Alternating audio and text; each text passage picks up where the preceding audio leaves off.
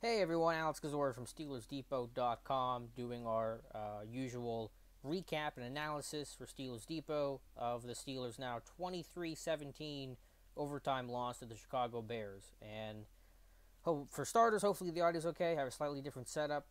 Might be a little bit lower than usual, but I think it's okay.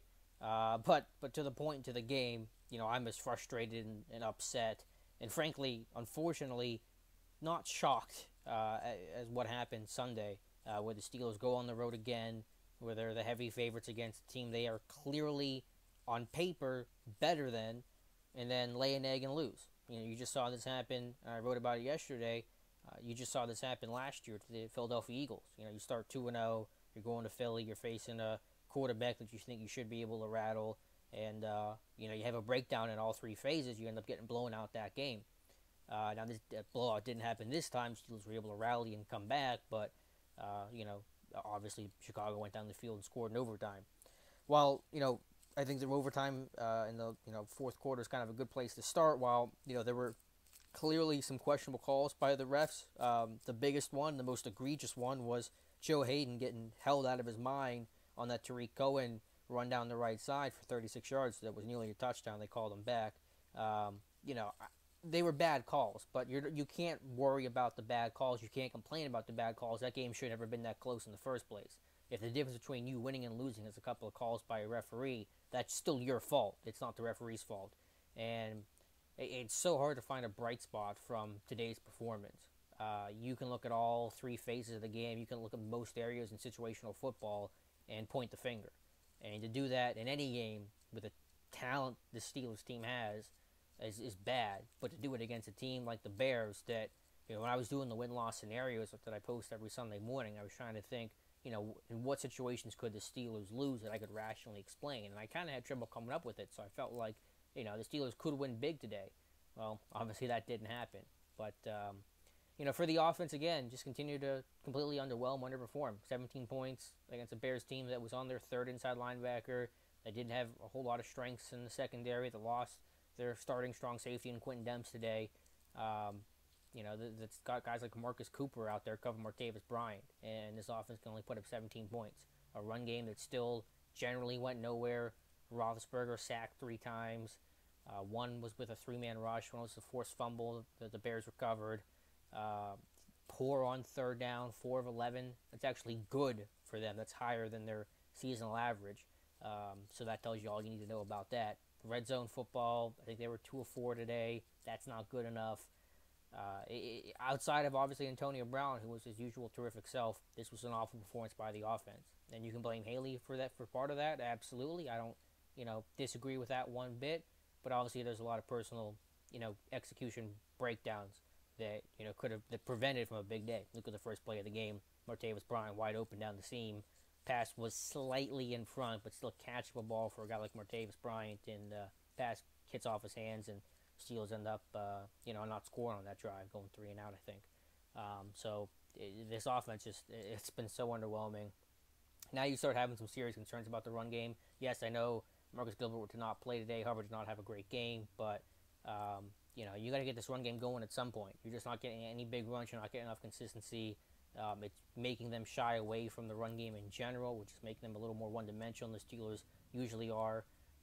You saw that by going in an empty set on 3rd and goal, which the Steelers got bailed out by a flag on, but you kind of get the point. Now, the Bears' run defense has been strong through the first 2 weeks, but I thought it was still good enough. The Steelers were good enough to run on them, and obviously they weren't. So huge issue there. Defensively, I mean, in some areas it was better. The Steelers did get off the field when they had to, and you gave up 17 points through four quarters at a macro level. That's generally good enough. But on a day where the Bears had zero threat of throwing the football, Mike Glennon throws for 101 yards. Bears wide receivers catch 1 pass for 9 yards. You know what the Bears had to do to be successful in the run game. And you couldn't shut it down. And not only could you not shut it down, you had one of your worst performances in quite some time. It definitely rivaled what happened in Miami last year. I thought Miami had a better scheme, I guess a comparable back, but at least a little bit more of a dimension on offense that forced a threat against the pass. Well, the Bears had none of that today. You give up 220 yards rushing. Jordan Howard rushes for a buck 38. Howard's playing with one shoulder out there. Tariq Cohen's a rookie. He rushes for 78 yards. I don't know what happened today. I thought the Steelers were probably a nickel more than they needed to be. They could have played in base the majority of this game. Bears had no threat passing the football, so I'm fine staying in base against 11 personnel, 3 receiver sets, and rolling the safety down. I don't think that happened enough. We have to go back and look at it. It's kind of hard to look at it at first blush, but Steelers ran a lot of their over fronts, which isn't uncommon, but I thought some of it was weird where they were shifting to the weak side, and anytime when they shifted to the strong side pre-snap, there was tight end motion, the Steelers wouldn't respond in their shift, and the Bears would try to run at it and attack it. I think that happened on the Cohen run. I have to go back and look at it, but the long run by Cohen in overtime. Some of the run fills were just awful. Too many missed tackles. The missed tackles were just unbelievable. Our Josh Carney said Steelers missed 5 tackles last week. There were probably individual plays this week where they missed 4 or 5 tackles. Just unbelievable. Whether that's letting Chicago convert third downs, whether that's taking a team from second and long to second and short, or third and long to third and short. You just can't have that. Really sloppy stuff, and I can't explain what the heck happened. And then just a lot of breakdowns, forced players not being there. The one in overtime, after the long run by Cohen, Artie Burns just falls down. Like, I don't even know how to explain that. I don't even have a football way to explain what happened. I think I'll have an article probably sometime around where this video goes up on Steelers Depot that just kind of looks at it, and I'm not even sure what commentary I can make, but it's just as ugly can be. And yes, there were bad calls by the officials. Yes, Joe Hayden got absolutely mugged. I don't know how you don't call that. And even on the game winner by Howard, I think there's a pretty good case for Artie Burns getting held, but that's not an excuse. This team is way too good to rely on the refs to bail them out, and the difference between a win and a loss against this team should not be an official. So I don't use that as an excuse. I recognize that there were bad calls. I pointed them out, and I really rarely try to talk about the refs and get on the refs because I just don't like doing it. It just sounds whiny, but I thought it was really appropriate to, in those situations because they were egregious. Chick got held once on a stunt and there was no call. But that's not the excuse. You can't sit there and blame the refs. You have to, point the finger at yourself.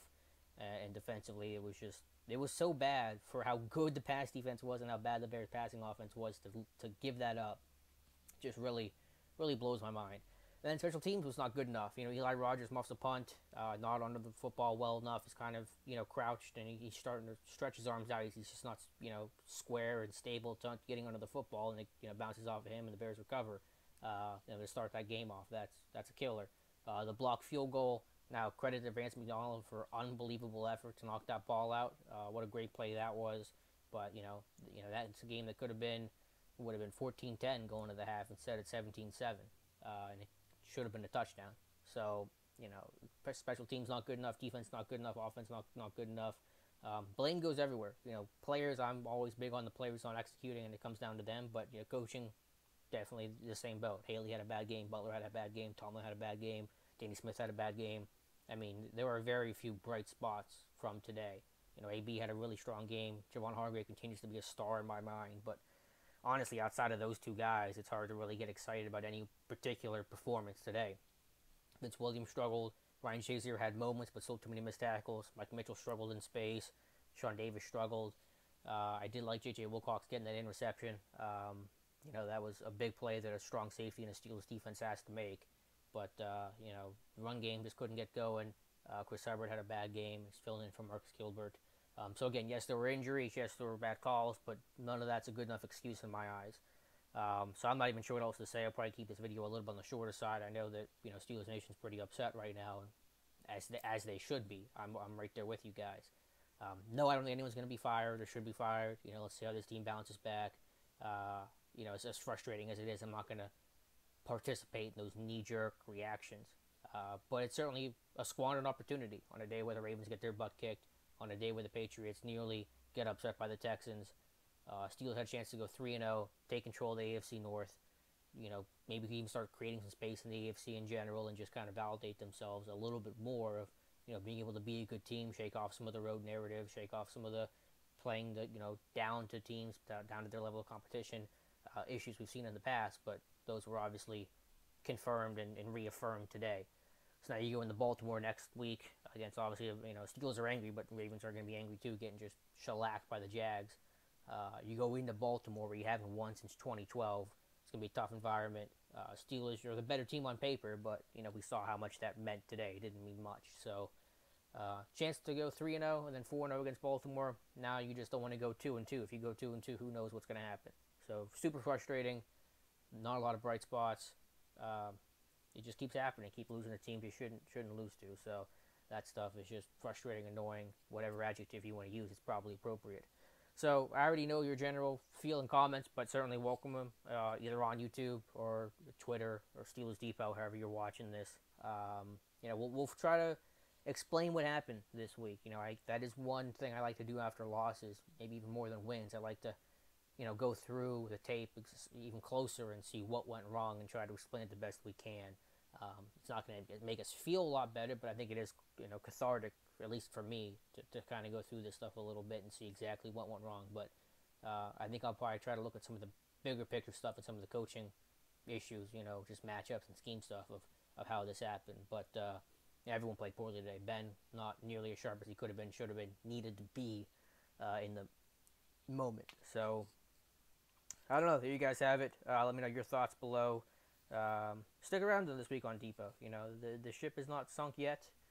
Far from it. Steelers just happened to Pittsburgh last year, and they ended up going to the AFC Championship game. So you just bounce back. You beat Baltimore next week. You're 3-1. Life goes on. But super disappointing today. No bones about it. No excuses about it. I'm not trying to make an excuse for any player or coach or anyone like that. That's just not the case today. It was just too bad. So let me know what you guys think, and we'll talk to you soon.